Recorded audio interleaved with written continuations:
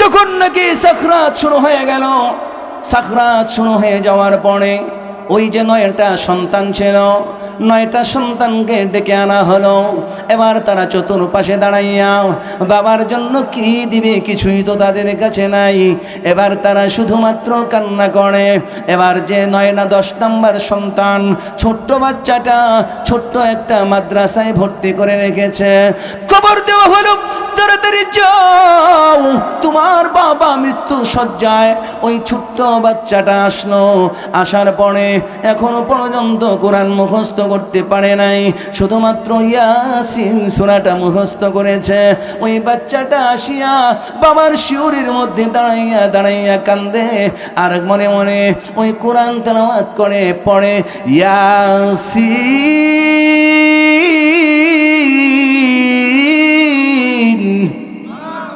ওয়াল কুরআনিল হাকীম।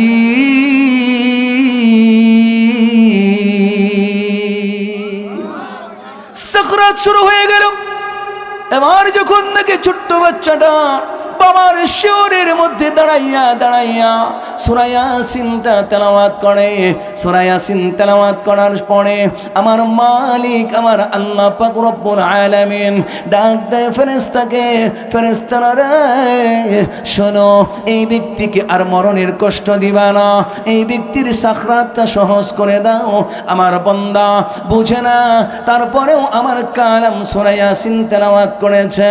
আমার কালাম সূরা ইয়াসিন তেলাওয়াত করার কারণে এর বরকতে আমি আল্লাহ এই সাকরাত পূর্ণ ব্যক্তির সাকরাতকে ইতিমধ্যে কমায়া দিলাম। আমার বান্দাটা সূরা ইয়াসিন তেলাওয়াত করেছে, সে বুঝে না, শুধু তেলাওয়াত করেছে। তেলাওয়াত করার বরকতে আমি আল্লাহ এই সাকরাত যে হচ্ছে বেটার, এই সাকরাত হওয়ার পরে যে তার কষ্টটা হচ্ছে, এই কোরআন তেলাওয়াতের বদৌলতে তার কষ্টকে আমি লাঘব করে দিলাম। সুবহানাল্লাহ। আমার ভাইয়ের, আমার বন্ধুগণ, এই কোরআনকে যারা দুনিয়ার জমিনের মধ্যে মহাব্বত করবে, কোরআন তাদের জন্য সুপারিশকারী হবে। লোকটা মারা গেল, কবরের মধ্যে চলে গেছে। কবরের মধ্যে যাওয়ার পরে যখন নাকি তাকে উঠাইতেছে, যখন নাকি মুনকির নকির তাকে সোজা করে বসাইল, সূর্যটা লাল হয়ে গেছে। এমনি সে শুনতে পায়, কে যেন শুনতে পায়, এই যে তাকে কবর দিয়েছে। কবরবাসীরা হাঁটি হাঁটি পা পা করে করে বাড়ির দিকে রওনা দিয়েছে। জুতার আওয়াজ শোনা যায়, আর এমনি অবস্থায় লোকটা ভয়ে থরথর করে কাঁপতেছে, আর ডাক দিয়া বলে, তোমরা কারা গো, আমাকে অন্ধকার কবরে একা রেখে চলে যাচ্ছ? সন্তানকে ডাক দেয়, সন্তান, আমি তোমাদেরকে খাওয়ানোর জন্য, ভালো কিছু পড়ানোর জন্য কত মেহনত করলাম, নিজে খাই নাই, তারপরেও তোমাদেরকে মেহনত করে করে ভালো খাবার দিলাম, নিজে একটা ভালো পোশাক পরে নাই, তোমাদেরকে পড়াইলাম, আজকে কারা গো তোমরা আমাকে একা ফেলে চলে যাচ্ছ? অমনি অবস্থায় ওই মৃত ব্যক্তির বুকের উপরে একটা পাখি এসে দুইটা ডানা মেলাইয়া দিয়া ওই কবরের 2টা পাড়ের মধ্যে ধরে আছে। এবার ওই ব্যক্তিটা ডাক দেয়, কে গো তুমি? আমার বুকের উপরে বসে গেছো, তুমি কি পারবে আমার এই পাড় 2 পাড়ের আযাবটা রক্ষা করতে? 2 পাড়ের মাটি যেভাবে চাপ দিবে, তুমি কি পারবে সেটা রক্ষা করতে? এবার পাখিটা আওয়াজ দেয়, তুমি কি মনে করেছ আমি দুনিয়ার কোনো পাখি? না না না, আমি দুনিয়ার কোনো পাখি না, আমি আসুরা। তুমি যে আমাকে দুনিয়ার জমিনের মধ্যে তেলাওয়াত করতা, তেলাওয়াত করিয়া আমাকে চুমু খাইতা, আমাকে মোহাব্বত করতা, আমি শুনি আজকে সেই আমি কোরআন পাখির সুরত ধরিয়া তোমার কাছে চলে আসলাম। তুমি কোনো টেনশন করো না, তুমি কোনো ভয় পাইবে না, কোনো টেনশন করবা না। আজকে আমি ওয়াদা দিলাম, যতক্ষণ পর্যন্ত তোমার কবর জান্নাতের টুকরা না হবে, আমি পাখি ততক্ষণ পর্যন্ত, আমি কোরআন ততক্ষণ পর্যন্ত এখান থেকে বিদায় হব না। हमद है सब तेरे ज़ातों की किबरिया के वास्ते, हमद है सब तेरे ज़ातों किबरिया के वास्ते और दुरूद नअतो खत्मुल अंबिया के वास्ते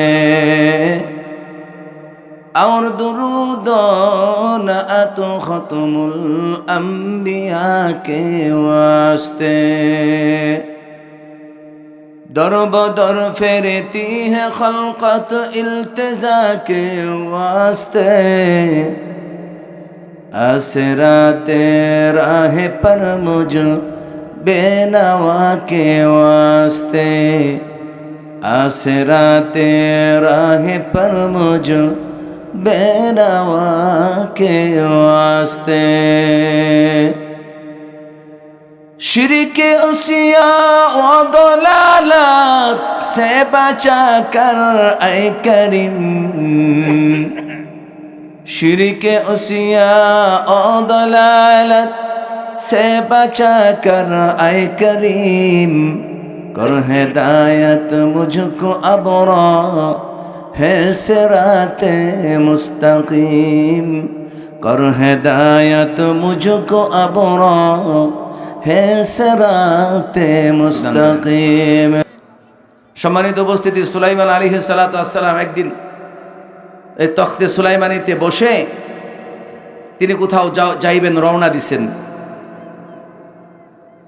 কিছু দূর যাওয়ার পরে গ্রামের মানুষ দেখবেন এখনো পর্যন্ত যদি হেলিকপ্টার আসে কিংবা বিমান নিচে দিয়ে আসে, মানুষ দেখার জন্য উদ্গ্রীব হয়ে যায়, ছুটাছুটি শুরু করে। আওয়াজ পাইলেই গ্রামের মানুষটা হঠাৎ করে তাকায় দেখে বিরাট বড় এক বাহন উড়ে উড়ে আসতেছেন। ওই গ্রামের মানুষটা এই বাহনটা দেখার পরে তিনি বলে ফেলেছেন সুবহানাল্লাহ। আল্লাহর নবী সুলাইমান আলাইহিস সালাতু ওয়াস সালাম এই আওয়াজটা যখন পাইলেন, সঙ্গে সঙ্গে তখতে সুলাইমানিকে বলে দিলেন, ও তখতে সুলাইমানি, তুমি এই ব্যক্তির সামনে নেমে যাও। ও দুনিয়ার মানুষ শুনো, এই দুনিয়ার জমিনের মধ্যে যদি কোথাও হেলিকপ্টার নামাইতে হয় ওই জায়গাটার পজিশন রাখতে হয়, আর যদি বিমান নামাইতে হয় তাহলে এয়ারপোর্টের প্রয়োজন হয়। আল্লাহর নবী সুলাইমান আলাইহিস সালাতু ওয়াস সালাম যখন নাকি আদেশ করলেন, সঙ্গে সঙ্গে তখতে সুলাইমানিটা নেমে গেল। তখতে সুলাইমানিটা নেমে যাওয়ার পরে এবার ওই যুবকটা তাকায় এত আশ্চর্য হয়ে গেল, আমি কি বললাম রে, এত বড় বাহনটা আমার সামনে নেমে গেল। এবার লোকটা ভয় পেয়ে গেল। আল্লাহর নবী সুলাইমান আলাইহিস সালাতু ওয়াস সালাম আস্তে আস্তে সেইখান থেকে নেমে ওই যুবকটার দিকে যখন যায়, যুবক এইবার মনে মনে কয়, রে আমি না কোনো অন্যায় করে ফেলেছি, কোনো ভুল করে ফেলেছি। আমার ভাইয়েরা, আমার বন্ধুগণ, এবার যখন সুলাইমান আলাইহিস সালাতু ওয়াস সালাম ওই ব্যক্তির সামনে যাইয়ে বলে, ও ভাই তুমি একটু আগে কি বলেছ? এবার ব্যক্তিটা ভয়ে থরথর করে কাঁপতেছে। এবার ডাক দিয়া বলে, হুজুর আমি তো তেমন কিছু বলি নাই হুজুর গো, আমি শুধুমাত্র বলেছিলাম সুবহানাল্লাহ। আল্লাহর নবী সুলাইমান আলাইহিস সালাতু ওয়াস সালাম এই কথাটা শোনার পরে এবার লোকটাকে ডাক দেয়, ও ভাই শুনছনি, এই যে তুমি আমার বাহনটা দেখার পরে এই সুবহানাল্লাহটা বললা, তুমি বলো আমার এই বাহনটাকে তোমার ভালো লেগেছে, পছন্দ হয়েছে? এবার যুবকটা ডাক দিয়া বলে, হুজুর আপনার এই বাহন তো আমার কাছে ভালো লেগেছে। এবার পয়গম্বর সুলাইমান আলাইহিস সালাতু ওয়াস সালাম এবার ডাক দিয়া বলেন, ও মিয়া শুনো, আমার বাহনটা যদি তুমি নিতে চাও তাহলে তোমাকে একটা প্রস্তাব আমি দিয়া দিতে চাই। এই যে তুমি একবার সুবহানাল্লাহ বললা, সুবহানাল্লাহ বলার কারণে আল্লাহ পাক রব্বুল আলামিন তোমাকে যেই নেকিগুলি দান করেছেন, এই সমস্ত নেকিগুলি যদি তুমি আমাকে দিয়া দাও, আল্লাহর কসম, আল্লাহর কসম, আমি আমার তখতে সুলাইমানি তোমাকে দিয়া দিব। না খাওয়াইলেও বালা আছেন ভাই, যদি না খাওয়াই একটা মাইকান্ত বালা তেও বালা আছেন। আমি বারবার বলছি, দেখছেন অবস্থা, একটা টান দিবার পরে 14টা বাজে আছে।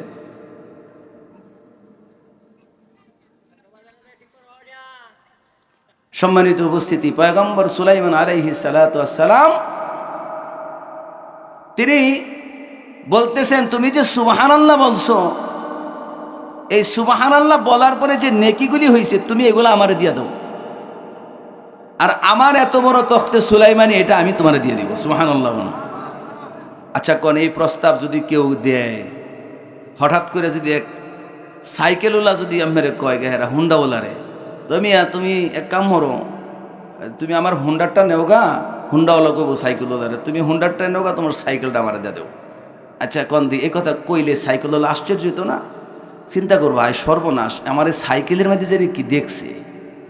হ্যাঁ, এখন এই যুবকটা ডাক দিয়া বলে, হুজুর আমার বুঝ হয়ে গেছে, নিঃসন্দেহে আপনার এই তখতে সুলাইমানের চাইতে আমার এই সুবহানাল্লাহর দাম অনেক বেশি। সুবহানাল্লাহ কয় না? তারপরেও কয় না সুবহানাল্লাহ? সুবহানাল্লাহ বলবো তো ইনশাআল্লাহ। এটা কিন্তু সুবহানাল্লাহ বলার জন্য রেডি করে গেছি, মানে রেডি থাকবেন সবসময়, ঠিক আছে ইনশাআল্লাহ। আমি আপনাদের সামনে যে আয়াতে কারিমা তেলাওয়াত করেছি, আল্লাহ পাক রব্বুল আলামিন বলেন, لو أنزلنا هذا القرآن على جبل لرأيته خاشعا متصدعا من خشية الله وتلك الأمثال نضربها للناس لعلهم يتفكرون।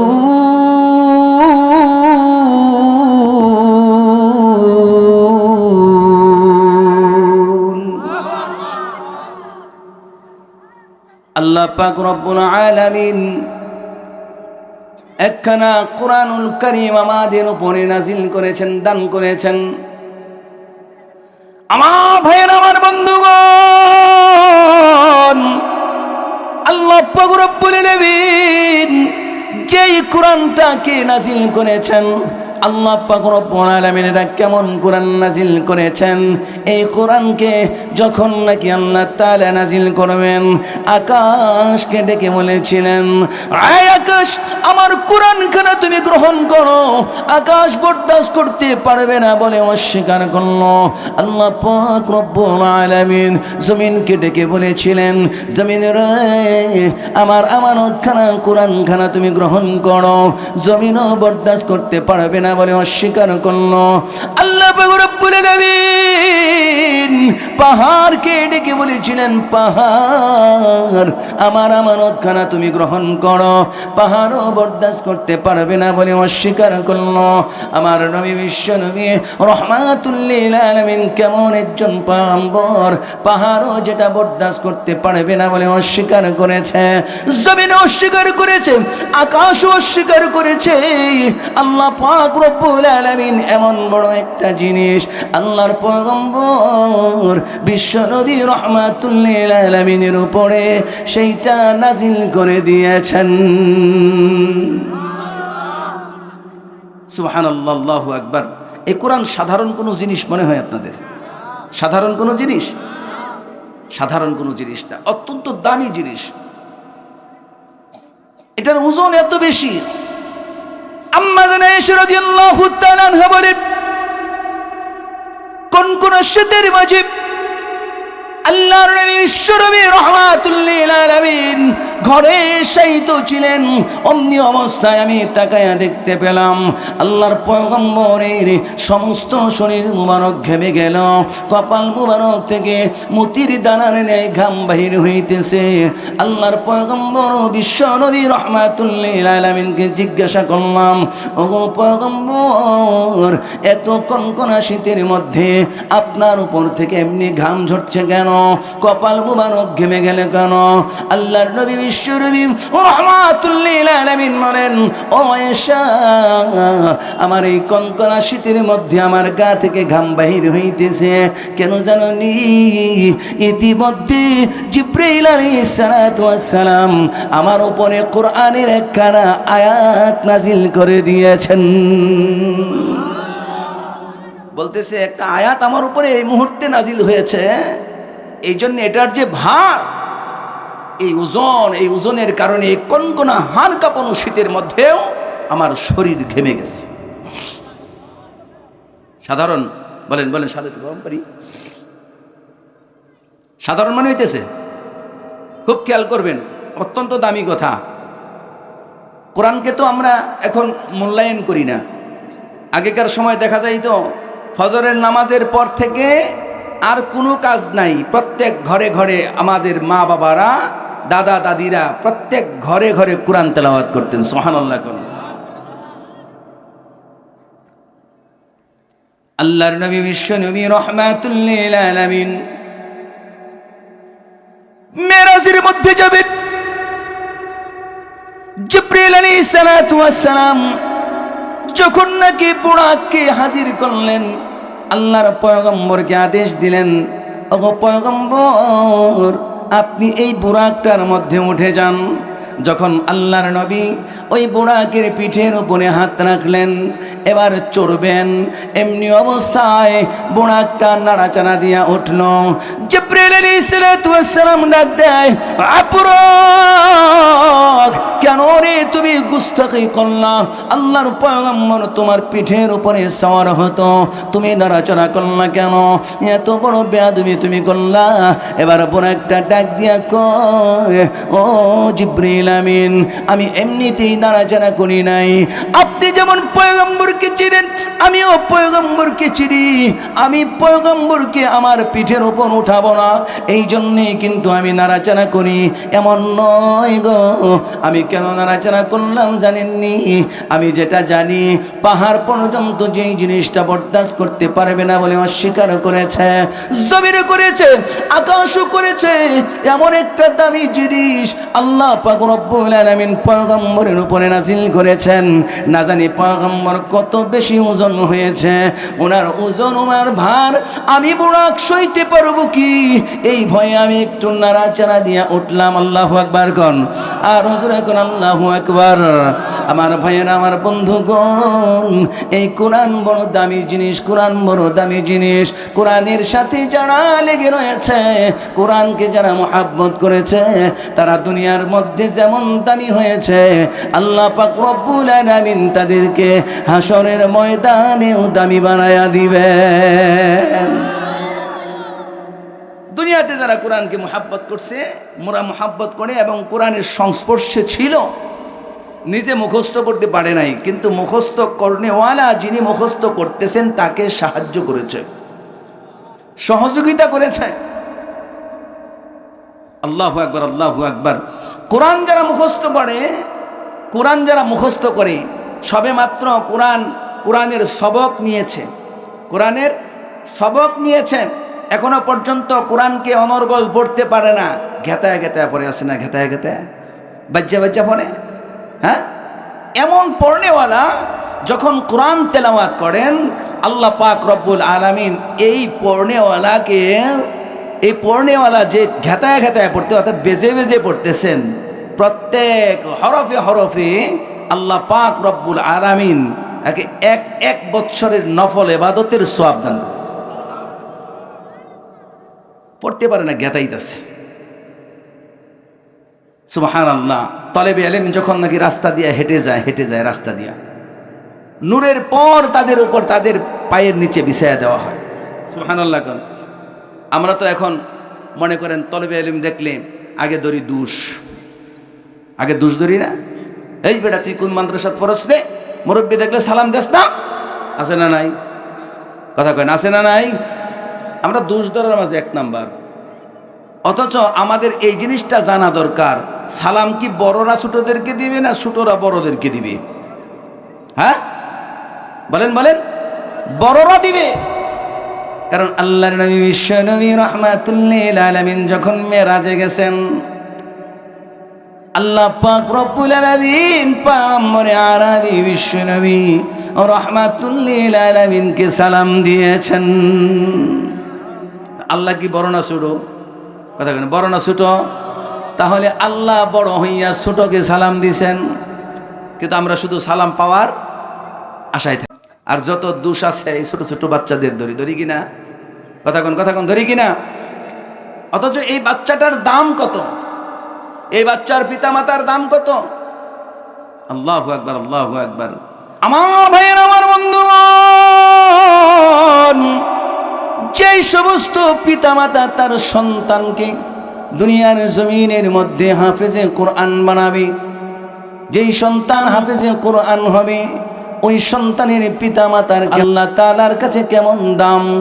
যখন নাকি হাসরের ময়দান কায়েম হয়ে যাবে, একদিন হাসরের ময়দান কায়েম হয়ে যাওয়ার পরে আল্লাহ পাক রব্বুল আলামিন ওই সমস্ত হাফেজে কোরআনের পিতামাতার মাথার মধ্যে নূরের টুপি পরায়া দিবেন, নূরের টুপি পরায়া দিবেন।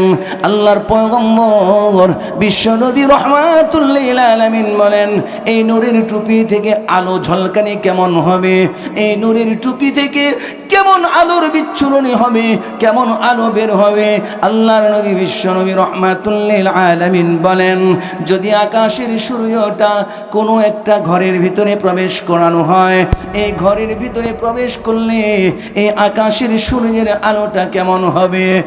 আর ভাইরা, আমার বন্ধুগণ, আল্লাহর নবী বিশ্বনবী রাহমাতুল লিল আলামিন বলেন, এই সূর্যটা যদি কোনো ঘরের ভিতরে দেওয়া হয়, ঘরের ভিতরে আসার পরে এই ঘরটা যেমন আলোকিত হবে, আমার নবী বলেন এই ঘরটা আলোকিত যতটুকু হবে, এই আলোর চাইতে 1000 গুণ বেশি ওই হাফেজে কোরআনের পিতামাতার মাথার মধ্যে যে মুকুট দেওয়া থাকবে, ওই মুকুটের নূরের আলো এর চাইতেও বেশি হবে, এর চাইতেও বেশি হবে। মানুষ বলবে, এরা কারা গো, এরকম ভিআইপি লোক কারা?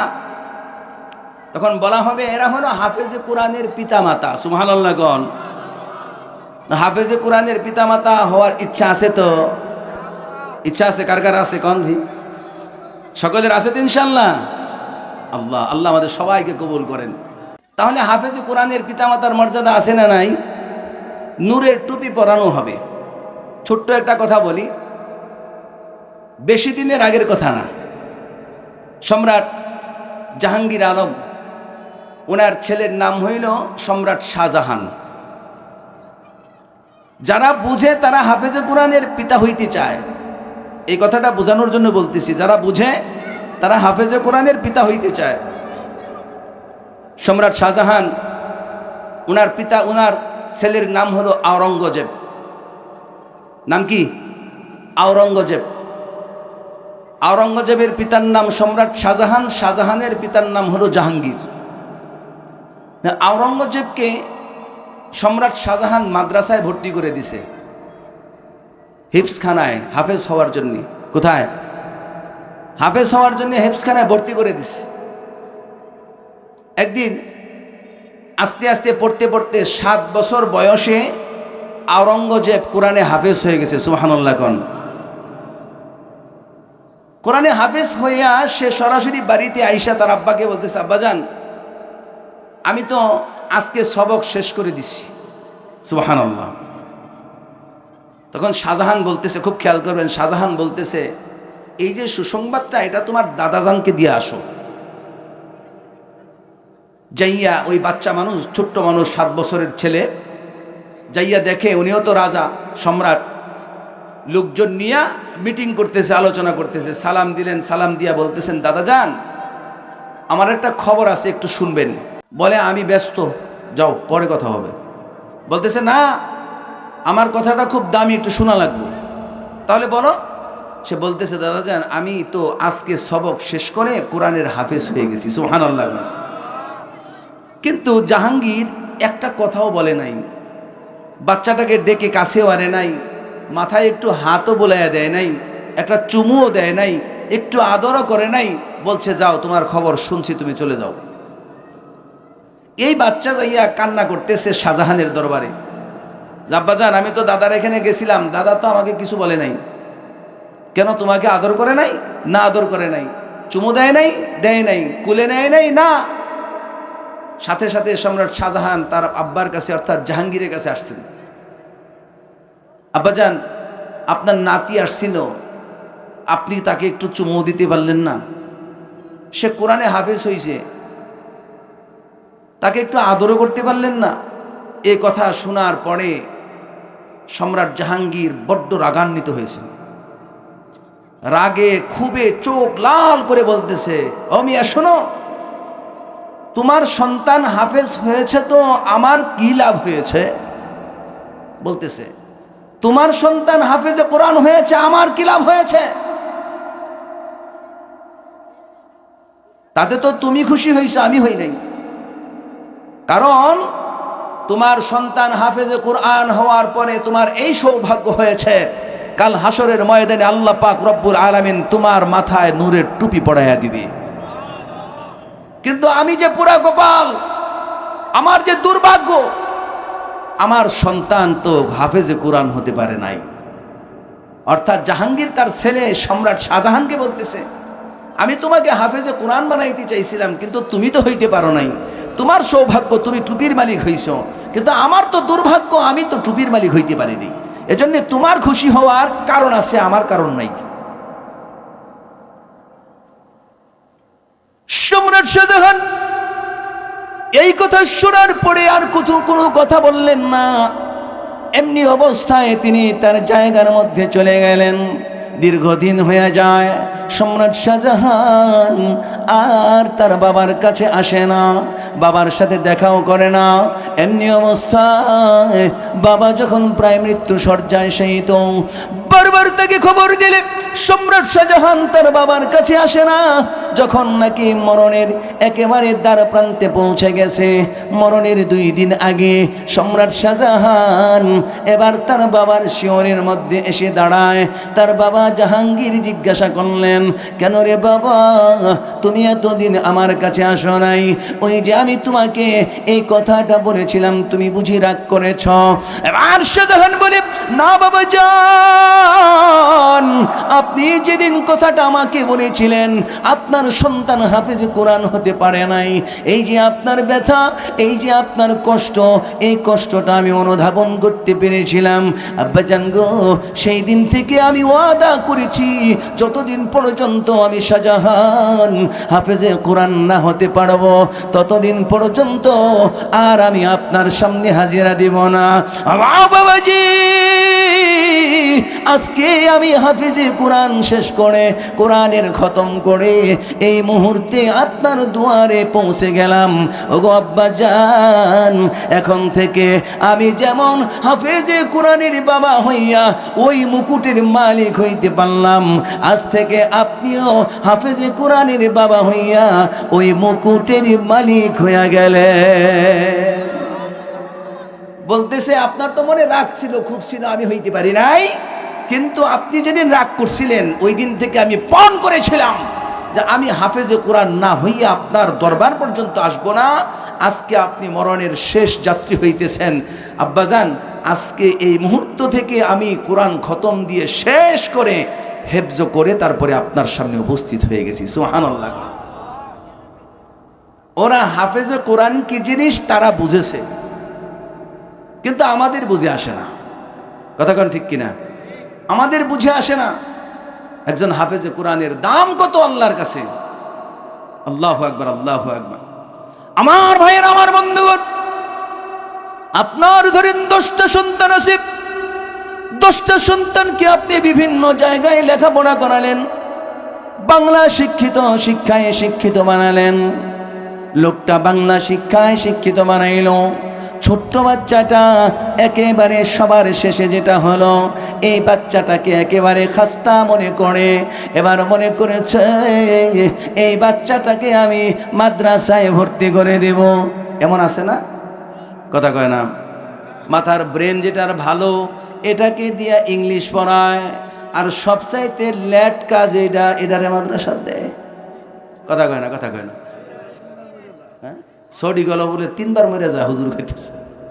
এটারে কখন দিছে জানেন? ওই যে টানা টোনা যখন দিছে, একবার লাল হয়ে যায়, টানাটা লীল হয়ে যায়। আবার চিন্তা করছে, আল্লাহ এই মুহূর্তে মানত করে লাই,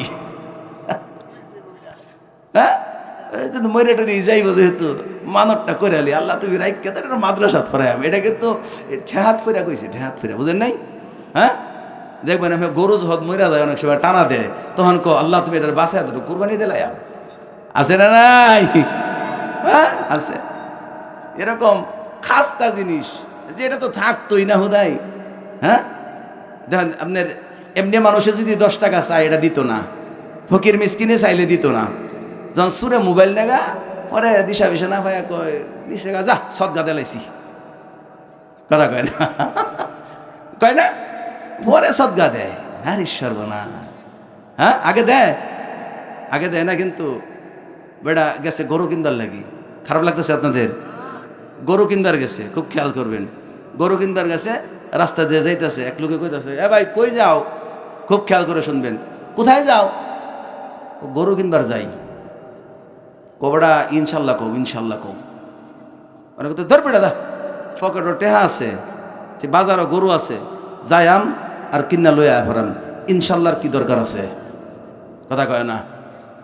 ওখানে যখন গেছে গরু কিনবার লাগি, আর বাজারে গেছে, গরুর দাম টাম ফুরাইছে, পকেটও আড্ডা দেহে পকেটই নাই,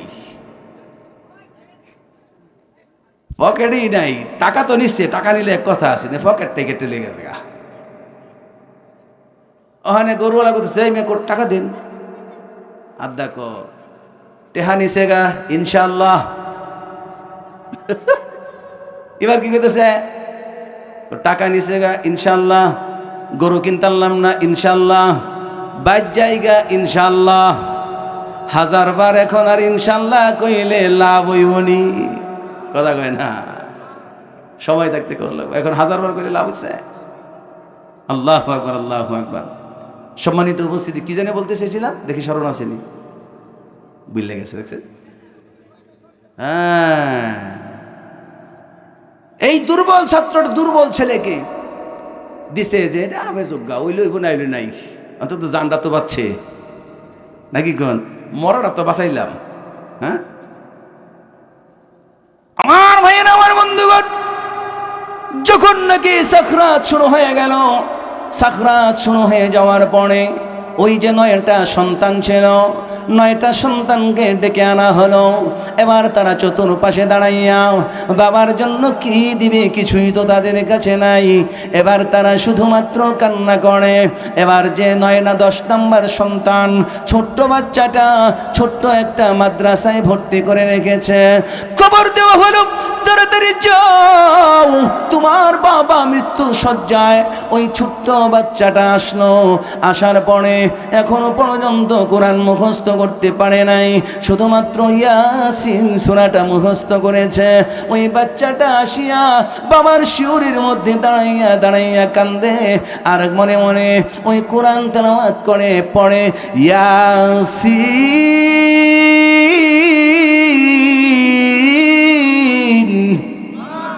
ওয়াল কুরআনিল হাকীম।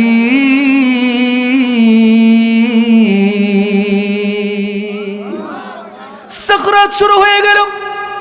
এবার যখন নাকি ছোট্ট বাচ্চাটা বাবার শিওরের মধ্যে দাঁড়াইয়া দাঁড়াইয়া সূরা ইয়াসিনটা তেলাওয়াত করে, সূরা ইয়াসিন তেলাওয়াত করার পরে আমার মালিক, আমার আল্লাহ পাক রব্বুল আলামিন ডাক দেয় ফেরেশতাকে, ফেরেশতারা রে শোনো, এই ব্যক্তিকে আর মরণের কষ্ট দিবা না, এই ব্যক্তির সাকরাতটা সহজ করে দাও।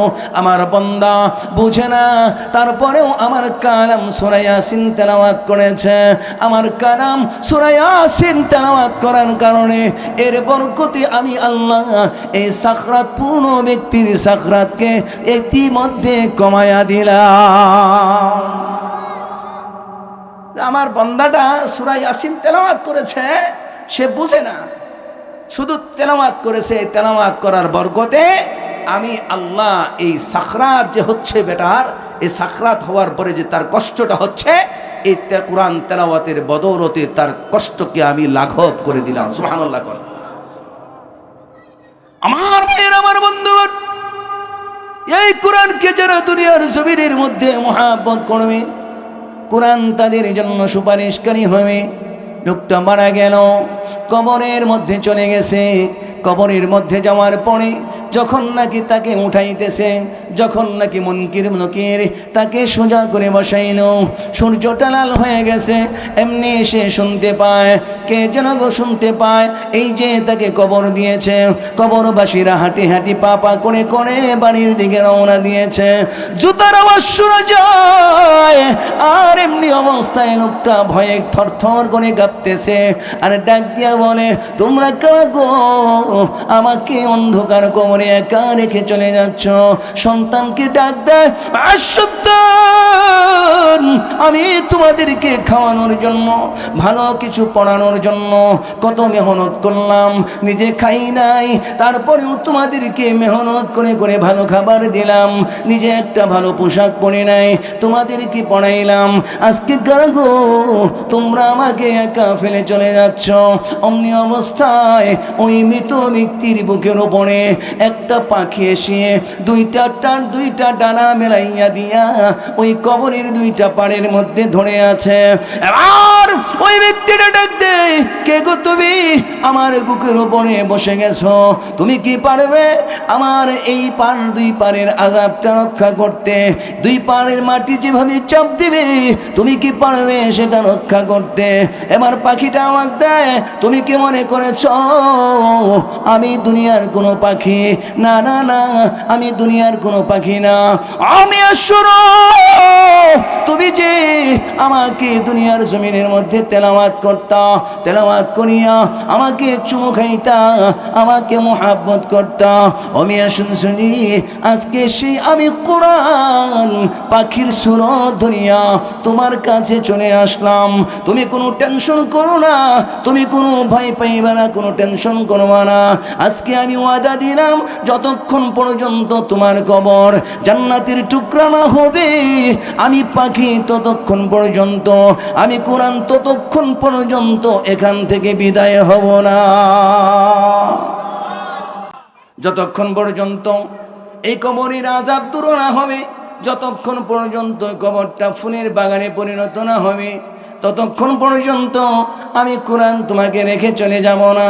এবার কোরআন আল্লাহর কাছে দরখাস্ত করে, মালিক আমার এই ব্যক্তিকে আপনি মাফ করে দিন।